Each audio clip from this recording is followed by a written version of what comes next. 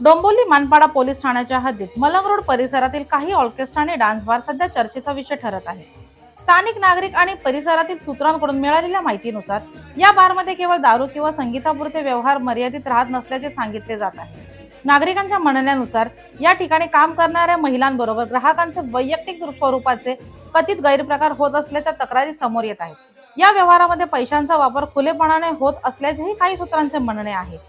डोंबिवली मानपाडा हद्दीतील मोनालिसा तसेच अप्सरा, पिंगारा, महफिल, श्रेया, रसिला, गुरुकृपा, तनिष्का, मेला आणि इंद्रप्रस्थ या बारमध्ये देखील अशाच स्वरूपाचे प्रकार होत असल्याची माहिती सूत्रांकडून मिळत असल्याचे सांगितले जात आहे। स्थानिक नागरिकांच्या दाव्यानुसार कल्याण, उल्हासनगर आणि भिवंडी येथून काही लोक मुद्दाम या ठिकाणी येतात। हे केवळ मनोरंजनासाठी नसून कथित लेडीज सर्व्हिस मिळवण्यासाठी असल्याचा आरोप नागरिक करत आहेत। या सर्व बाबींवर अद्याप पोलीस प्रशासनाकडून कोणतीही अधिकृत माहिती किंवा ठोस कारवाई जाहीर करण्यात आलेली नाही। यामुळे परिसरातील नागरिकांमध्ये अस्वस्थता आणि नाराजी वाढताना दिसत आहे। ही बाब फक्त एका किंवा दोन बारपुरती मर्यादित नसून ती महिला सुरक्षा, सार्वजनिक नैतिकता आणि कायद्याच्या अंमलबजावणीशी थेट संबंधित असल्याचे नागरिकांचे म्हणणे आहे।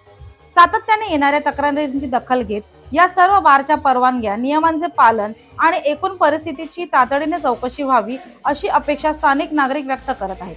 कायद्यांचे नियम सर्वांसाठी समान असावेत हीच नागरिकांची ठामपणे मागणी आहे।